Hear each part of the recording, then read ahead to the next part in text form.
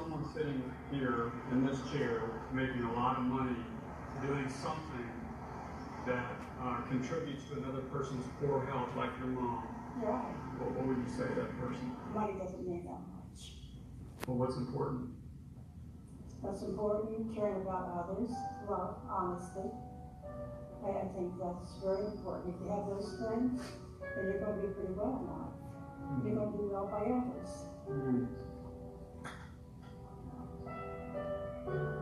Although this story takes place in America, it is relevant to people and nations everywhere.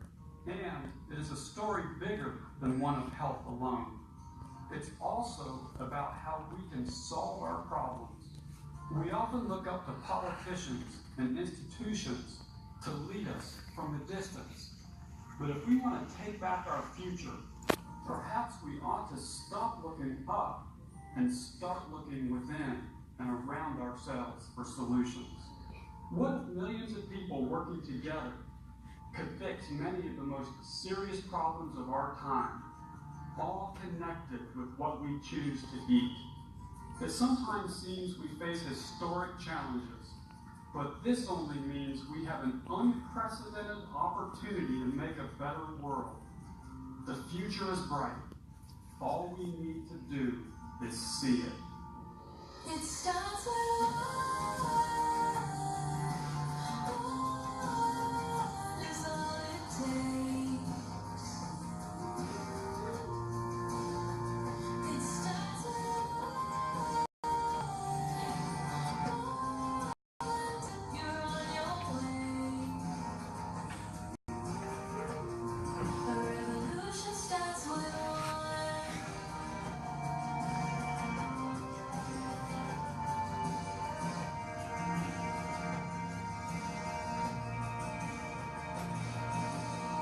You wonder if you're enough. Just two hands, one voice, one love. But the truth is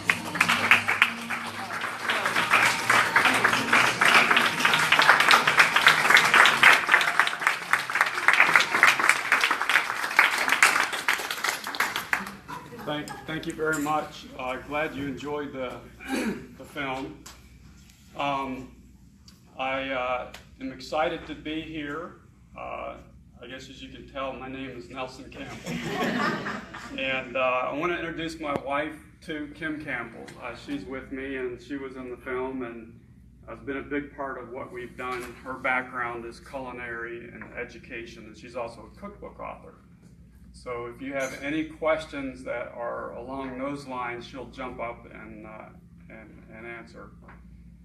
But I'll just say a few words first, just to give you a little history about the film, and then to talk to you about what we're doing right now to do what we mentioned at the end of the film, to really launch a grassroots movement around this idea. We finished the rough cut of the film about a year and 4 months ago, something like that. And we did something very unusual. We took the rough cut on tour across the country.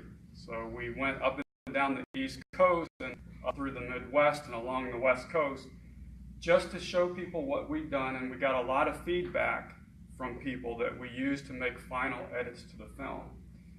And we finished the film just over a year ago. And then we had our premiere out in LA, and then we launched it in theaters across the country. And we played in, I don't know the exact number, but something over 100 cities across the country.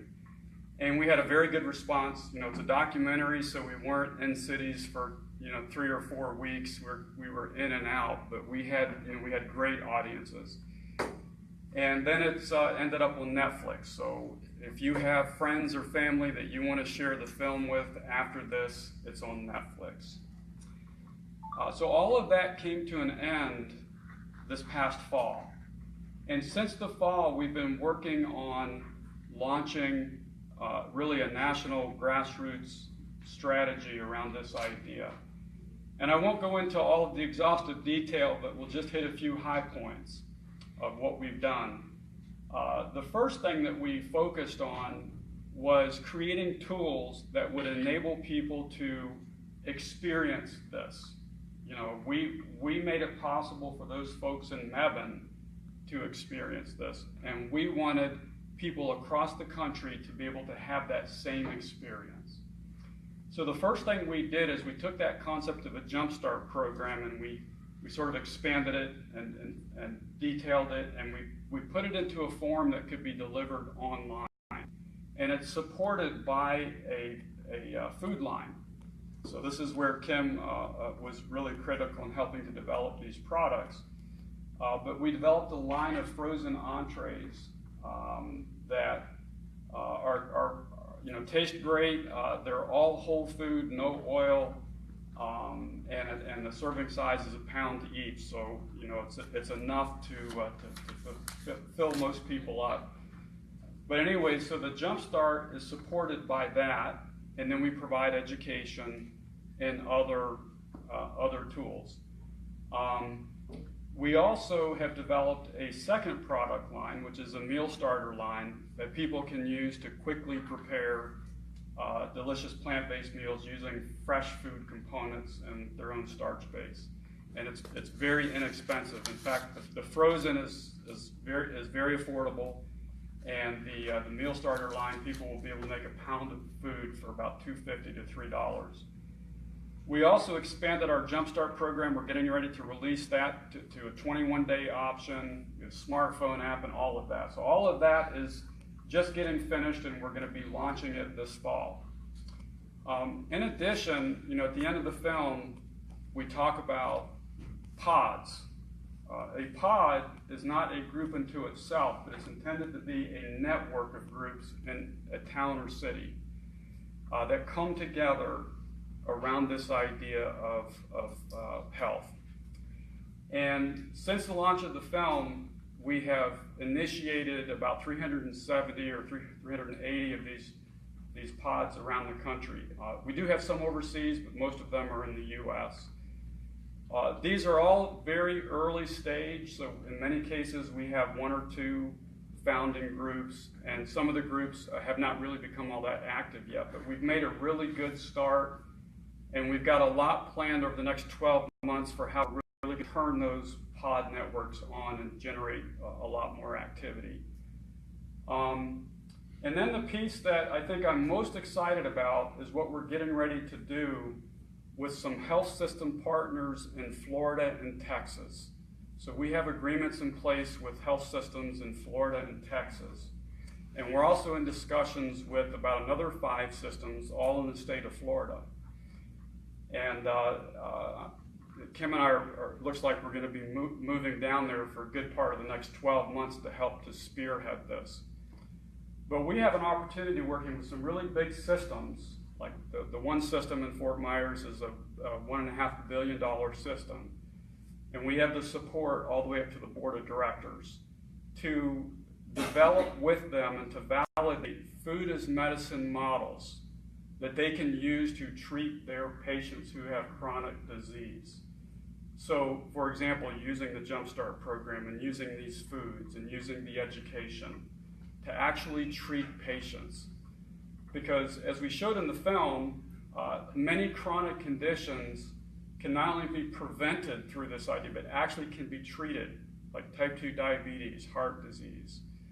There's even a lot of anecdotal evidence coming out with regards to certain cancers. I mean, there's arthritis. So much can be treated just by giving the body the natural diet that it needs. The other thing that we will do is we'll begin to make that available to the employees of these health systems. But I think the part that's most exciting to me is they're going to go out into the surrounding community, and they're going to recruit a large number of the groups. Like in Fort Myers, for example, the health system there, they're part of an organization of a consortium of groups in the community who are focused on public health.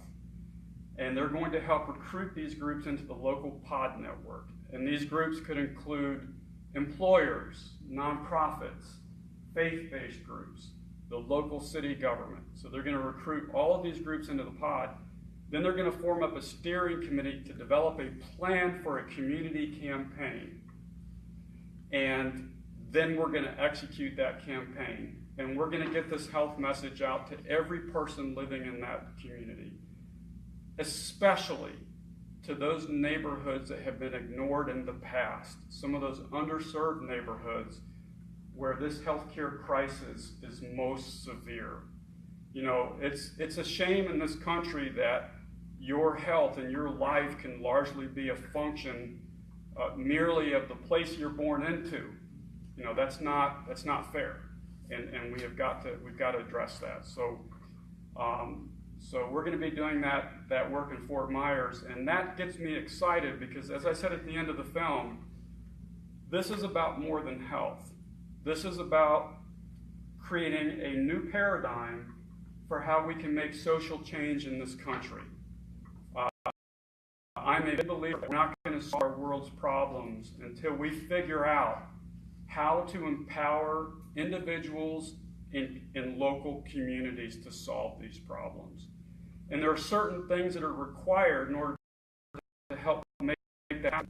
Like, for example, having just a social platform that enables groups to connect to one another.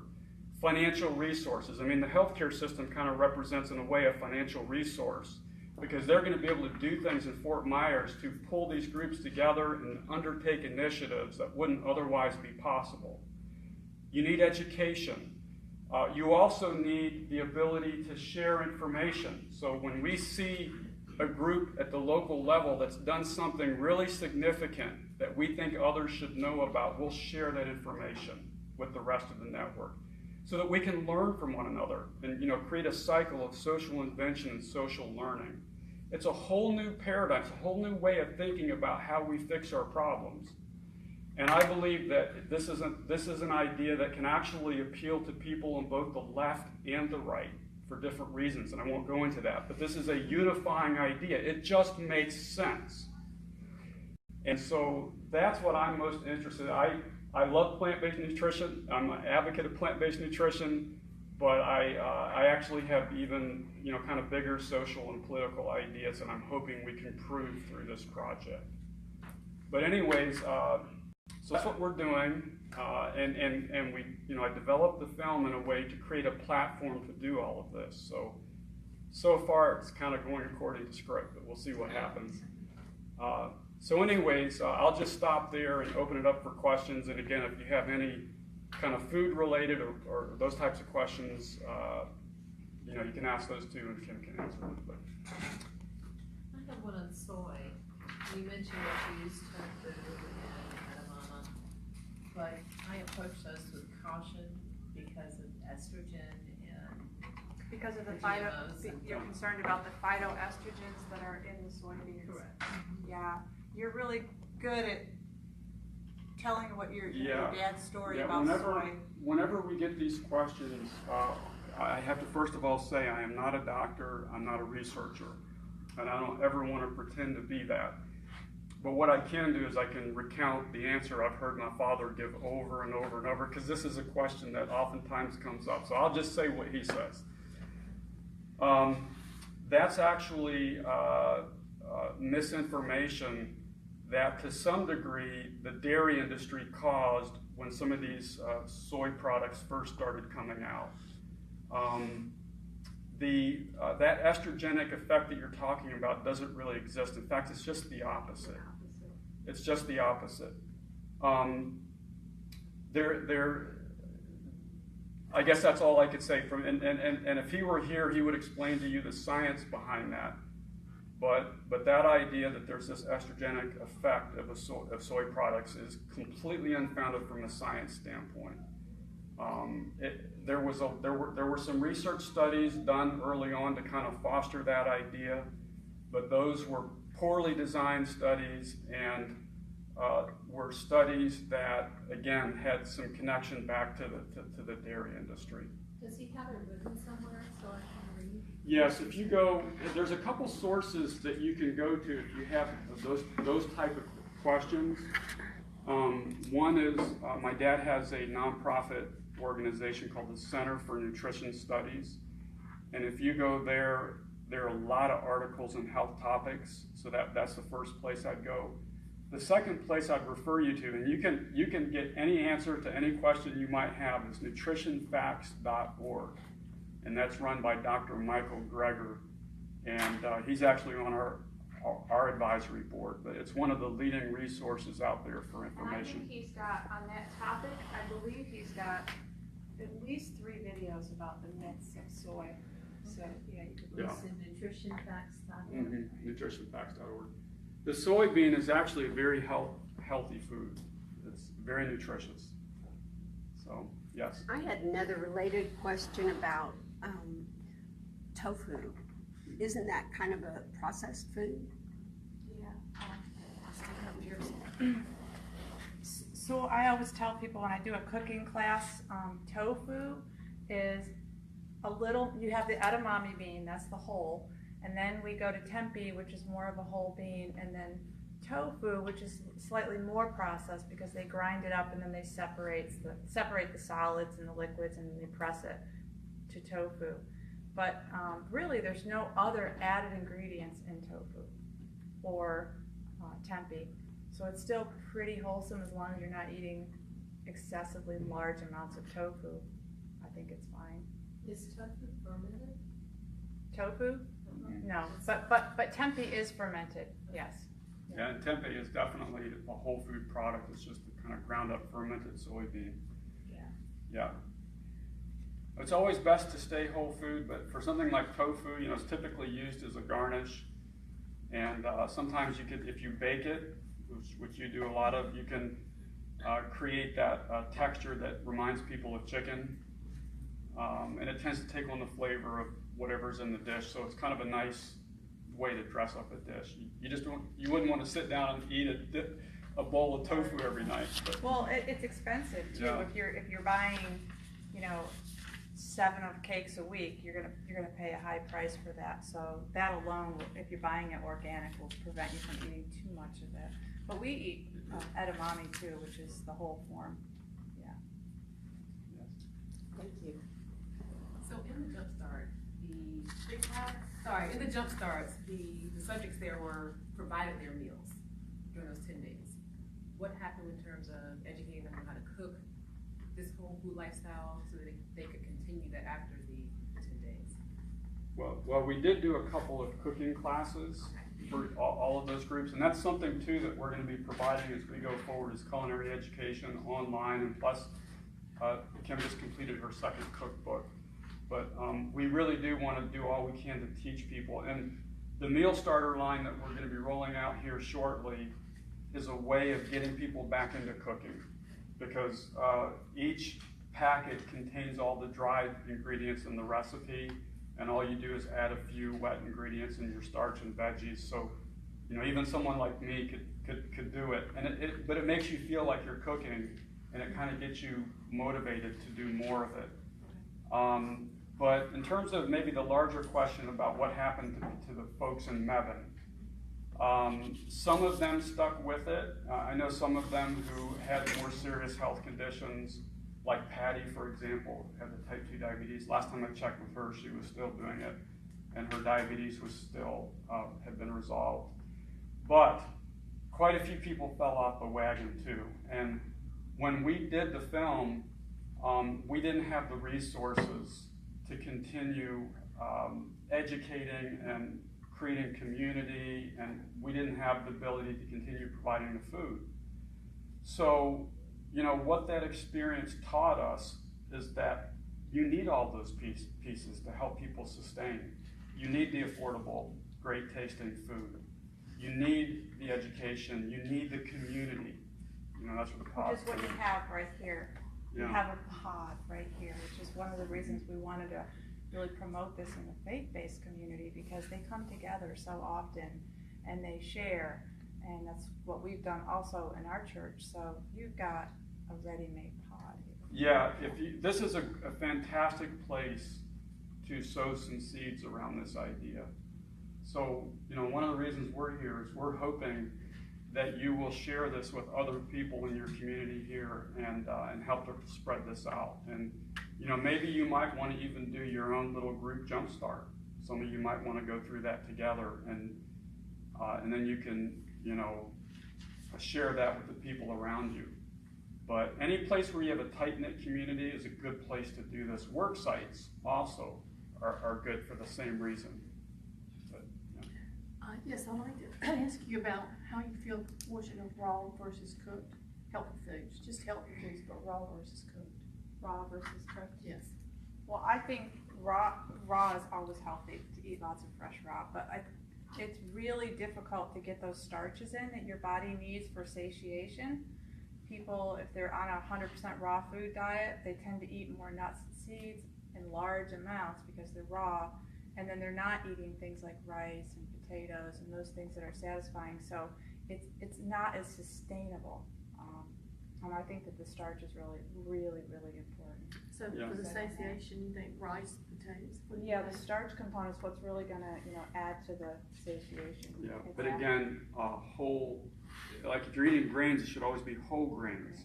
Not refined flours, which get immediately turned into sugar in your body. Those are not good. They're not a whole food. But my dad always says it's great to work in some raw. You should if you can, but you don't have a 100% raw food diet. So, what I do typically is I'll have the cooked centerpiece of my lunch and dinner.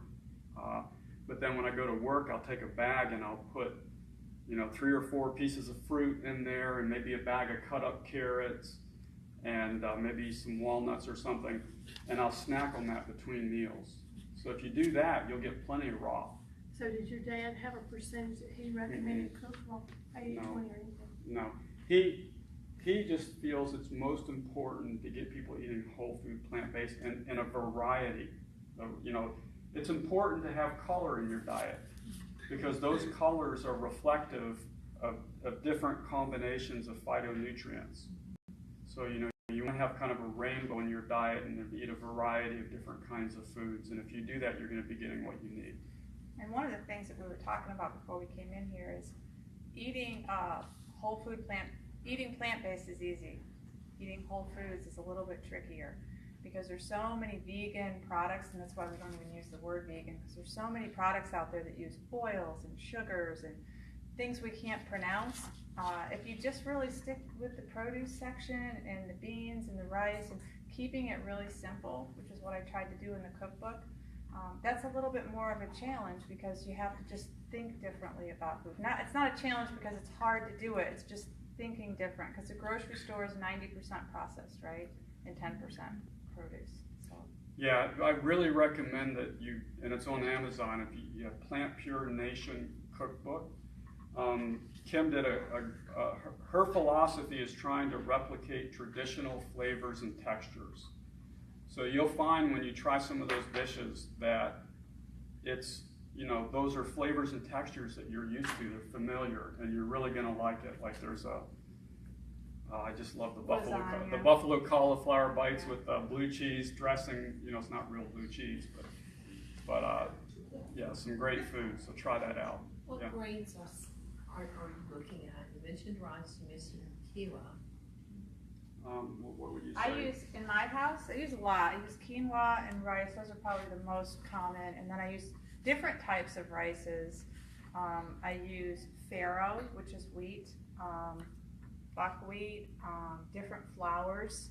But I try really hard to stick with whole grains. But if you go to the grocery store in the grain section, couscous, whole wheat couscous, they have a lot of different options. So usually people find what they like and they stick with it. Nelson and I like short grain brown rice, so we eat a lot of it. So you have to find out what works for you. Yeah. Potatoes. Yeah, I have a question. As far as the Jumpstart program, you said that, is it Food Lion that has the prepared meals? Oh, I was saying food line. Not food Oh, line, not food line. I'm sorry. I wish that was true.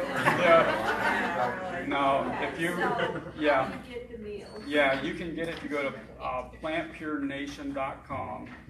You can find your way to the store, and the Jumpstart's there, and the food is there. The dry food's not there yet. Yeah, It's coming any day. The meal starters should be up there in about a week.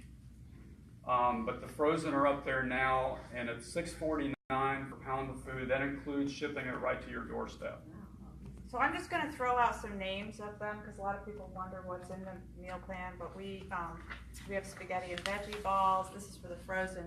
We have a white bean chili. We have a kale peanut bowl. Help me out here. We have red lentil dal. The dry line. We have a chili. We have Indian curries. We have peanut bowls. So there's a lot of variations of marinara sauce. So you can go on the web to look, but a lot of people say, so what do Yeah, you there's have? a lot of options, and then in about a week, the meal starters will be up there, and those are even more affordable. One of the things I should mention that I'm excited about, and it's one of the reasons we developed that meal starter line, is my good friend is the founder of the big co-packing company that's producing that with us, and he's a very socially conscious fella. And he agreed that whenever we sell that into to folks who are on SNAP benefits, food, what we used to refer to as food stamps, they're going to waive their margin, and we're going to waive our margin, and we're going to be able to enable these folks to prepare a pound of food for $1.50 or less. And then we're going to be working with faith-based partners and other nonprofits in these communities where they can have EBT card readers on site to take payment, so people can actually use SNAP benefits to pay for that food.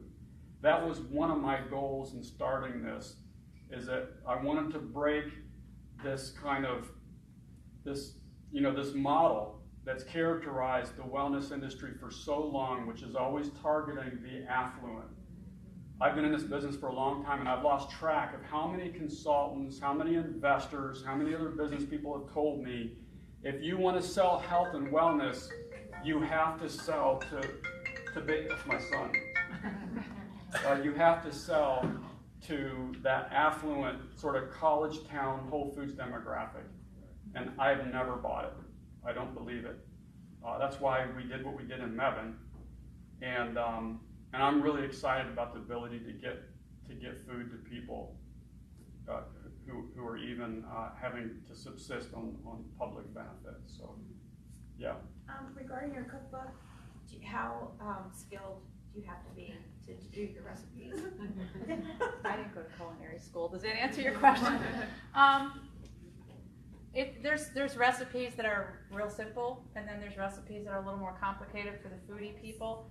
But one of the reasons I did the cookbook is many people that were going through our jump starts wanted those recipes. So if you see a little leaf next to it, it's been tested. It's what we used, but I don't think it's not advanced, fancy. I did throw a few of those in there too, but it's pretty simple cooking. Yeah. Yes. It seems like one of the big reasons that people don't go with healthy whole foods, like you go to a Whole Foods market, for example. Yes, it's expensive, and it seems to always be the one thing that people say, it's just too expensive to eat healthy. So what do you do in terms of like local organic food, fruits, vegetables? Is that something that you guys promote, saying like go once a week, go every day? I find myself going to the grocery store like every day for fruits and vegetables, just because I like to get them fresh. But I don't know, what do you guys do on that? We were talking about that on the way down. Yeah. You guys have a beautiful farmers market here in Raleigh. I'm sure there's several of them. We don't have that. We have smaller farmers markets, but as much of that as you can. It's cheaper. It's a lot cheaper to go get your fresh fruits and vegetables from the farmers. Yeah, just to answer your question about local, though, we are big believers in local food, and of course we made that point in the film. And one of the things that I think will happen when the demand starts to grow in a local economy is all of a sudden those local farmers are going to have a business model again. Particularly when you get enough demand and you start seeing other players come into that local market, like a food hub. We told the story about the Eastern Carolina Organics, and how they are able to work with local farmers, help them develop business plans, kind of tell them what to grow, and then they take receipt of the food and they market it and distribute it into local and regional channels, so that the only thing the farmer has to do is to grow the food and then drop it off. And I think that's what gets me excited about, you know, the Negroes having that model again for the local farmer, because it does tend to be more wholesome. It does tend to be more wholesome, more organic. I'll piggybacking on his question, I think this is an important question that I have for you guys. Our big farmers market, they have no organic farms out there, none.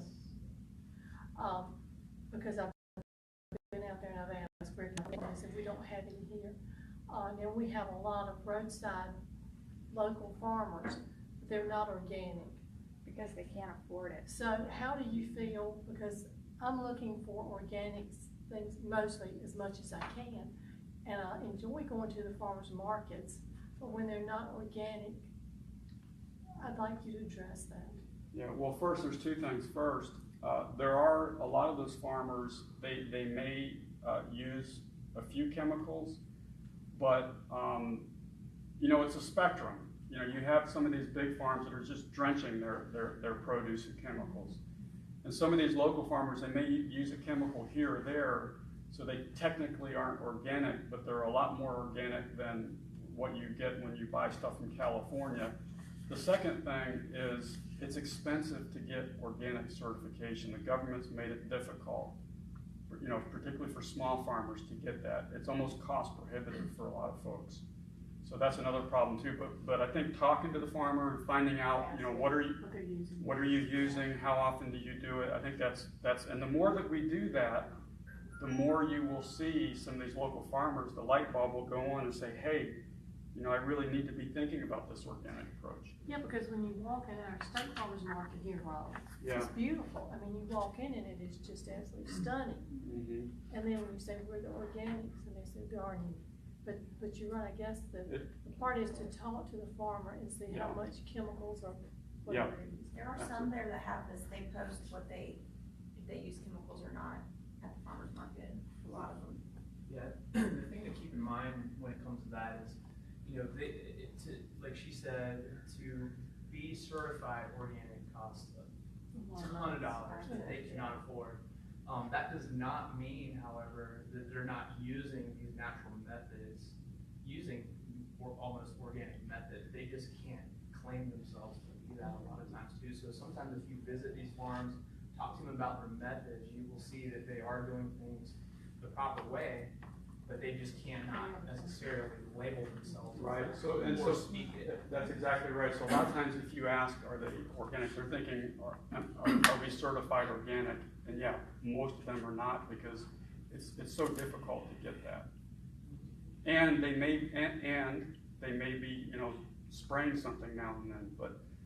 But I would still argue that by and large, that locally grown food is going to have less chemicals than the stuff that they're growing on the big farms. Yeah.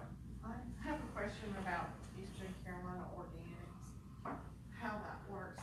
Like, are there places in the Raleigh area where you can go to pick out produce, purchase produce, as opposed to picking up a box? Yeah, you know, that's a good question. Actually, you could, I don't actually know the answer to that, but you could call them up and find out. But I know what their main business model is. They're a cooperative, so they're actually owned by 100+ farmers. They all have an ownership stake. And every spring, winter and spring, they go out and they meet with the member farmers, and if they need some help with the business plan, they'll work with them on that. They'll also tell them what crops are hot and which ones have the biggest margins. And so they'll provide that business support. And then they'll take receipt of the products when they're harvested. They'll even tell them when to harvest it, you know, when the need is the greatest. And then they'll take receipt of those crops, and then they'll put them into local and regional markets. But a lot of that's going into the retail channel. They also service some restaurants and stuff like that. I don't know if they're serving farmers markets or if they're providing a way for people to get food directly, but you ought to call them. Yeah. Yes.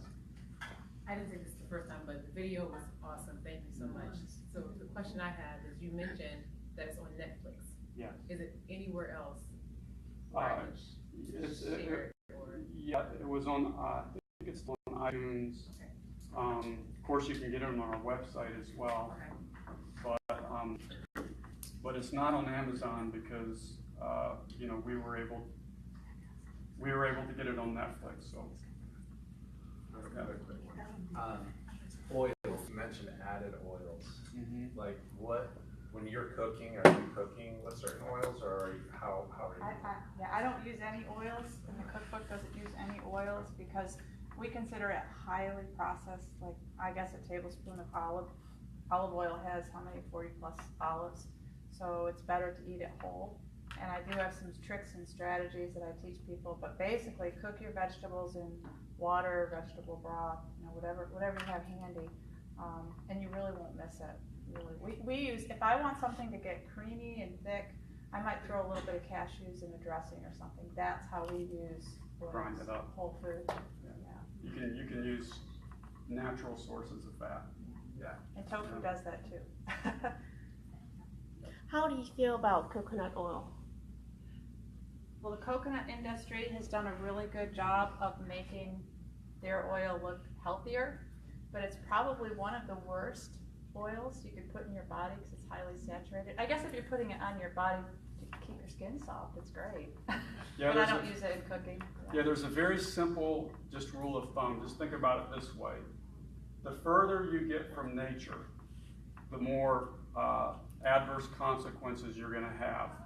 So whether it's oil or sugar or even a vitamin supplement, I remember my father talking in the 1980s saying, this is terrible, this is the pharmaceutical industry and these companies coming in and trying to turn food into a pill. He said, someday we're going to discover that these things actually increase our risk for disease. And if you, I don't know if you've noticed in the news, but over the past 5 to 7 or 8 years, 10 years, there have been some of these meta studies, these big studies that have come out that have actually proved him right, that vitamin supplements are not healthy. Well, they're not regulated either. Yeah, and it's because anytime you take something out of its natural context, whether it's oil or a vitamin, and you put it back into your body doesn't recognize it. It doesn't know what to do with it. It's going to cause adverse health effects. And of course, pharmaceuticals are the most extreme example of that. Taking a chemical in a pure and potent form, it's like, you know, trying to fix something with a hammer. You know, it may help to manage some symptoms, but it's not going to result in real healing because it's so unnatural.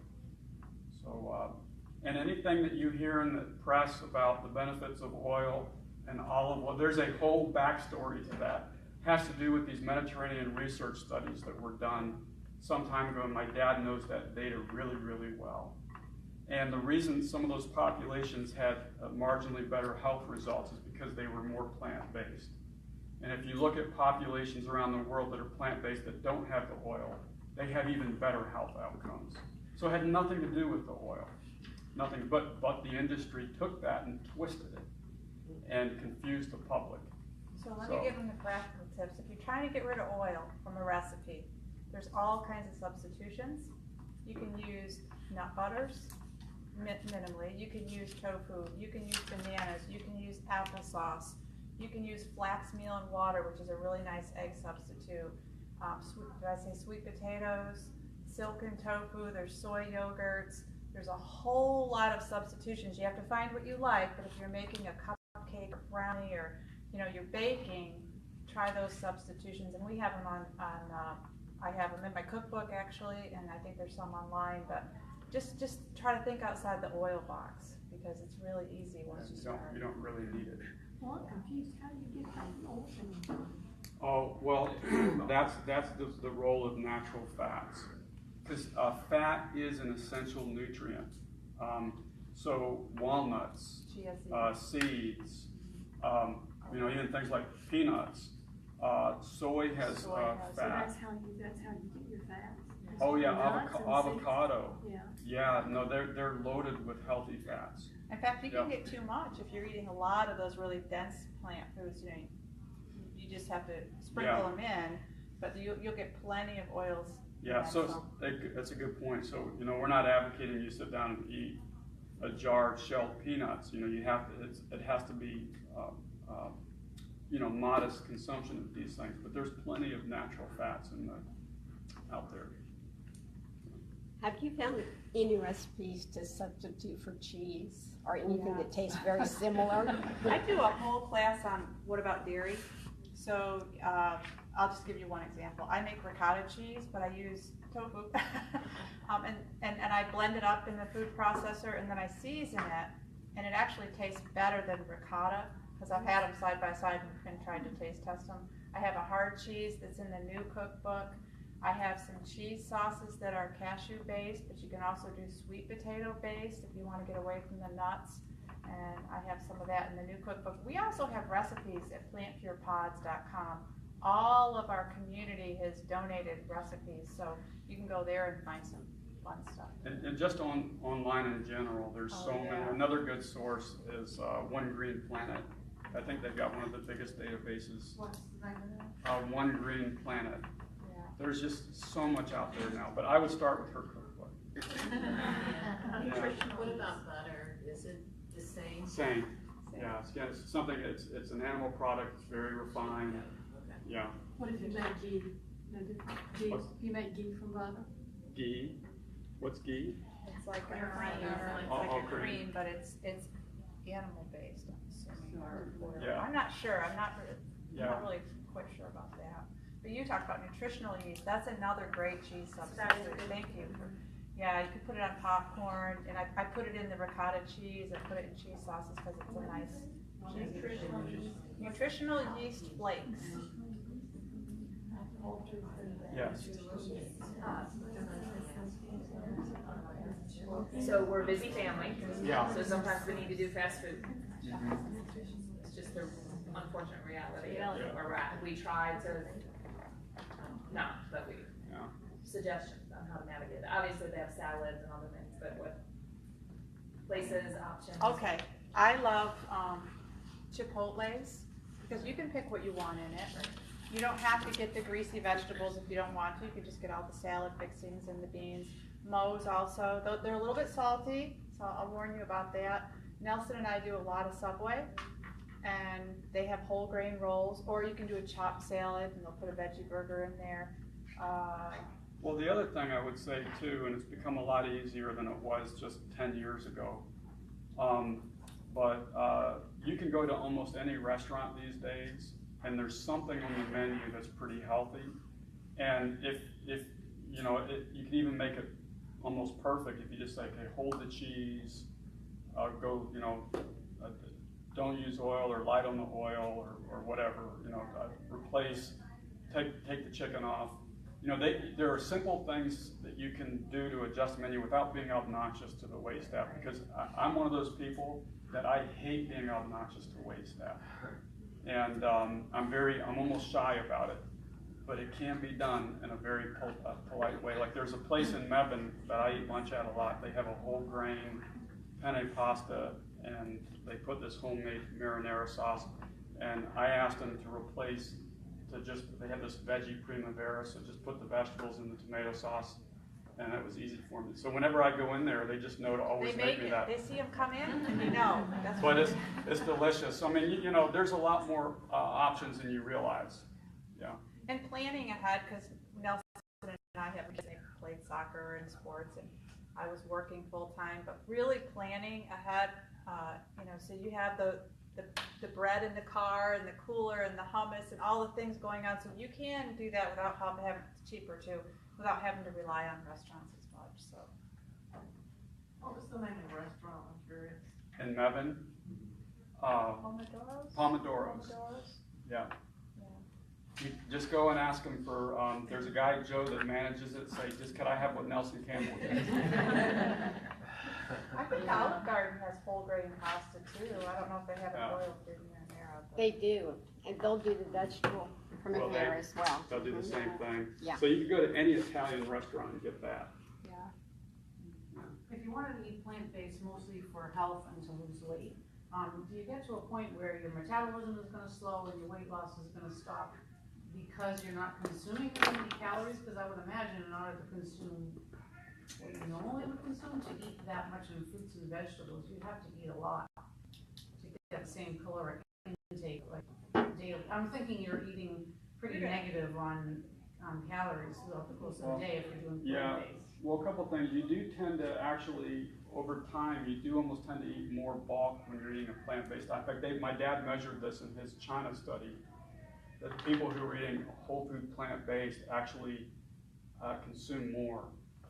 But also, by the same token, the caloric density of animal products is much higher. So, depending on what you're eating now, your caloric intake may go down when you go on a plant-based diet, and that may not be that. I wouldn't be concerned about it. Just eat till you're full. Your body knows what you need.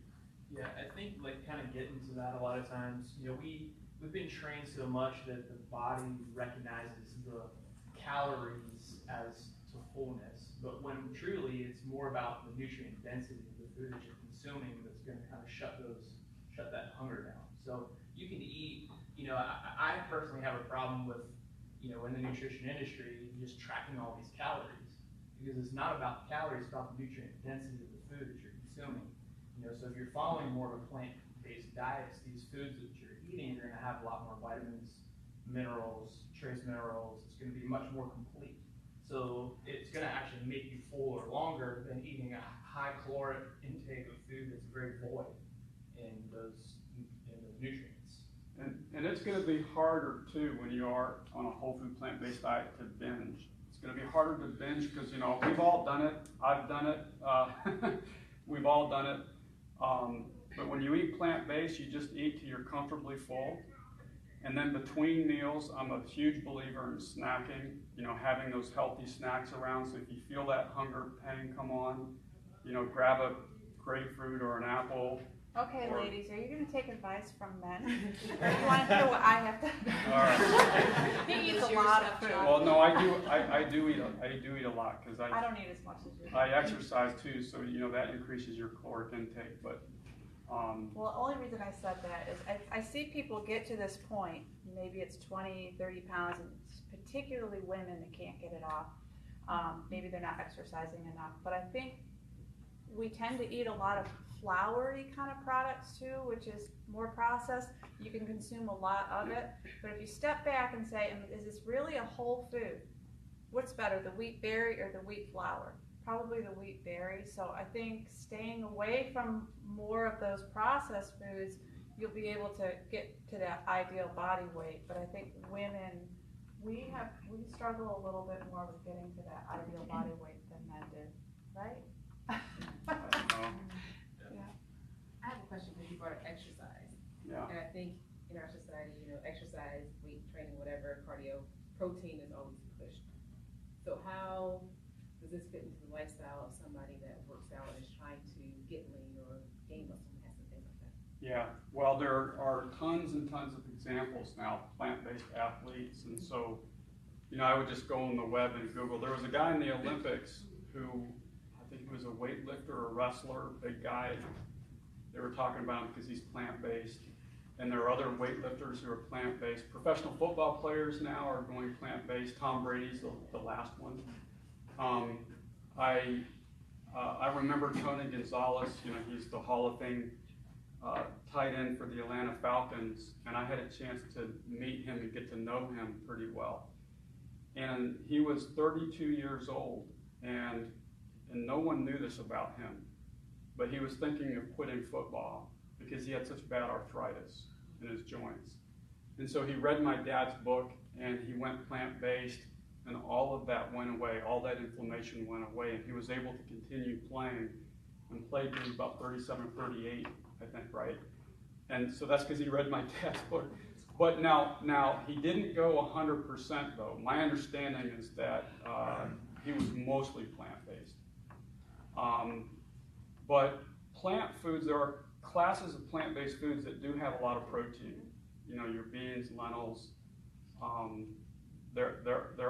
You can get plenty of protein in a plant-based diet, but if you're really concerned about it, you're trying to build body mass, then you might have to emphasize more of those higher protein plant foods. I'm not an expert though, so I'm just kind of thinking out loud. Just looking for your perspective. Yeah. Do you think that plant-based diet works for everybody, or do you think that different types of people have different bodies? Like there may be some people who really respond to the Atkins diet, or some other. Yeah. So again, I'll just say what my father would say. First, with regards to Atkins, he's a perfect example of why the American public is confused. He had never done any nutrition research. He hadn't even taken any classes in nutrition. He was a surgeon. He didn't know anything about nutrition. But he developed this idea and this philosophy and wrote these books, and they sold. You know, he made a name for himself. He made money. He himself was very unhealthy. At any rate, in terms of your larger question about is it the same for everyone, the answer is yes. This has to do with the way we were designed by nature. All right, and of course I have other larger thoughts on what all of that means. But we all come from the same place. You know, we all have the same biochemistry. So when I say same, I don't mean we have different genes, and we may have dispositions to different diseases because of those genes. But the basic biochemistry, our basic needs, are universal. Yeah, and I agree with you. I think most people, if you take 100 people and put them on a plant-based diet, everybody comes in different shapes and sizes, and everybody loses weight at a different pace. But we all come to the end pretty easily come plant-based diet. I've seen it over and over and over. Oh, you can't imagine the stories that we've heard going across the country. You know, we even had some amazing stories in our Mebane Jumpstarts. There's one that we couldn't show, but he was a fellow who was in our first Jumpstart, and he had terminal brain cancer. And I didn't find out about it till later, but he went 100% plant-based. He got, just gung-ho. And his tumor growth started to slow. And then in the next set of checkups, his tumor stopped growing. And then it started to shrink until eventually it went away. And he's got just a little bit of space in his brain where the tumor was and maybe some scar tissue. But we've heard stories like that over and over and over. So it's astonishing.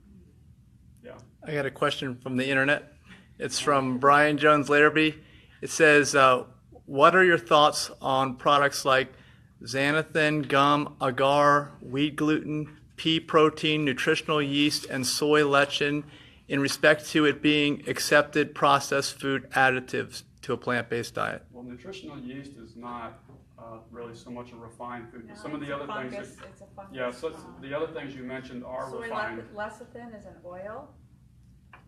Agar comes from seaweed.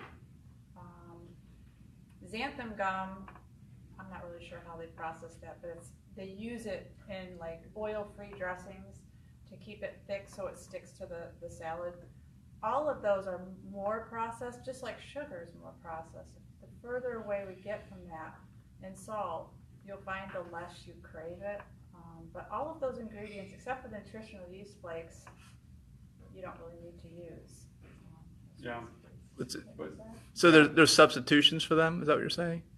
When you say you don't need to use them? There's no substitution for agar because what agar does is it can make things solid without using coconut oils. Like if you're making a cheese, for example, and I want it to solidify in the refrigerator so I can cut it or grate it, I use agar.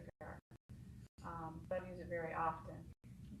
Yeah, part of this too is just, we can't be perfect. Yeah. And unfortunately, there's this trend in the community to try to be perfect. And there's even this term, which I don't like, at all. Plant perfect. In fact, I hate it. We can't be perfect, and if we try, then this turns into an eating disorder, right? You know, so we do our best. We try to eat a whole food plant-based diet. If you get a little bit of that stuff in your diet, it's not going to kill you. I mean, I've had a little bit of that in my diet. I seem to be doing fine, but you just do your best, and you try not to buy the processed products in the middle of the store, because those products will have more of those type of things, and just try to eat as much whole food plant-based as you can. That's why they call it a journey.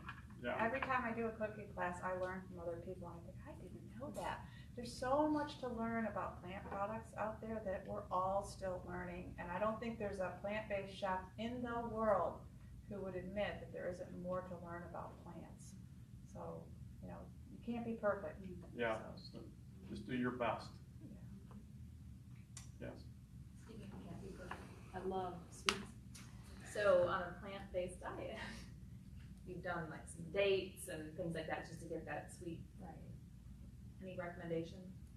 Is cocoa considered a plant-based food? Okay, so.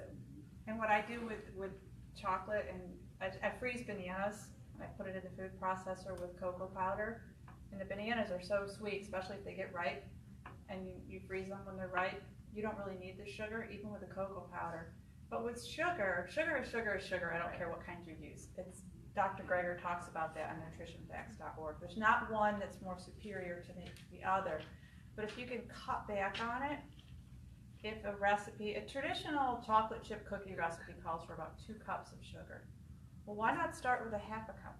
See, does that taste right? And then, because the further away you get from it, the less you're going to crave it. And he loves cookies, and I don't put very much sugar in my cookies at all. And you probably don't notice it that much from 10 years ago. Well, your tastes do change after a while. Yeah, they do. They definitely change. A lot of it's up here. Frozen fruit is really what I like to use for sweets, having a sweet tooth. Yeah. But I would just recommend again that, you know, if you all like what you heard, is to think about in the church here, is to think about maybe getting a group together and kind of going through this together. And you know, if you could do this and you could feel the benefits, and then you could share this with the people around you, you never know where it might lead. You know, you've got a big community here. I understand you have, how many members did you say? Members total. 10,000. 10,000. That's the size of a lot of towns, right? Surely you have a plant-based chef here who conduct cooking classes. So I would, you know, maybe form up a group and maybe try to think about doing. I guess you do have a group already, but I'd encourage you to give it a try. And you know, as you get excited and you start to do it, don't judge people. Just kind of model, and they'll want to know more. You know, instead of saying, well, you know, you shouldn't eat that, and I do this, and just kind of sit back and do your thing, model it, and as people come together, they get better and better at it. It's really easy to judge, and sometimes I want to say to my own parents, you should eat that, you should eat this, but you really can't do that. It's the power of example, and sometimes if we get too preachy, you can turn people off. So, humility. Yeah. Best way to get started is it just simply to, I mean, I'm pretty much doing it already. I still keep protein in my diet because of blood sugar. So I'm a little concerned about beans because they're carb, and a lot of the other things that you're talking about are carb as well. Yeah, or, you know, proteins that become sugar in your body, glucose. Yeah, we're actually going to doing 2 clinical trials now. I say we, it's our health system partners are doing 2 clinical trials on just this subject because, you know, my dad would say, and so would a number of other clinicians who've been treating diabetic patients with this approach, is that that's a misconception. You know, complex carbs like beans, for example, and brown rice have a very, very different effect in your body than a refined carb like white flour. And in fact, the clinicians who've been using this to treat diabetic patients have found that that complex carbohydrate-based diet is the most effective way of treating type 2 diabetic patients. So we're doing 2 clinical trials now that can generate that data and be published in the medical literature. Where are you doing those? Midland Health and Lee Memorial Health System. Okay. Yeah, and they're doing the trials. We're just helping support it. So. Since you guys don't use oils, what kind of salad dressings do you make for your salads? Because I use a lot of salads, so. Right, and that, I normally don't brag about the cookbook, he does, so I'll brag. Because there's a lot of dressing options in the cookbook, I think I have 15 in there. And they're easy to make. You just put in a blender and I have turn it a on. really good blender, and I can make I can make an herb dressing, ranch style. There's an Italian dressing, there's a balsamic vinegar dressing, there's a lot of that in there. Yeah, you'll be really pleased with all the Put them in mason jars. all the sheet dressing rock, options. great. Okay, good. Yeah. Yeah, dressings are expensive. Yes, it is. How long do what's their shelf life? About a week. About a week. I mean, I guess you could keep them a little longer, but they start to look a little funky and they separate. So You got to put them in the fridge, of course. And they're in your book? Yeah. They're in the cookbook. Yeah, Yes. PlantPure Nation cookbook. Okay. Yes. Thanks for being here today. You guys are good role models, by the way. I check out their Facebook recipe. Prep time, 5 minutes, 10 minutes. Take less time and get to the car and drive to the fast food restaurant. Yeah, actually, that's a good point. When you figure how much time you have to get in the car, drive someplace, then wait for your food, and drive back, that's true. It's really about the knowledge, how you do it, how to do it. Yeah.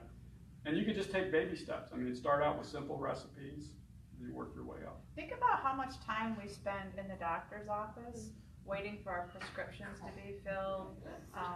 Yeah, I mean, if that starts to go away, then you have more time to do planning and preparation.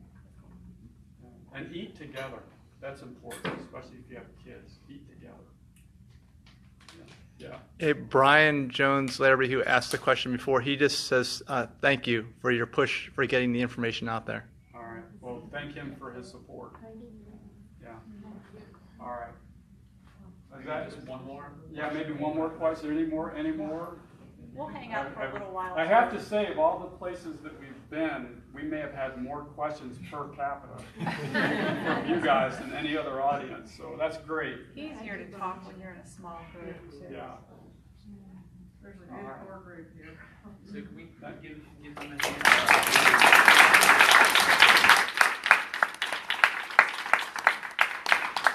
Thanks for coming. Spread the word. Yeah. Yeah, we appreciate everybody attending today. Just a reminder, we have our health training classes starting tomorrow, 9:15 here, and at 10 o'clock at the Wake Forest campus. You are the. It's gonna be in this room. Yes, ma'am.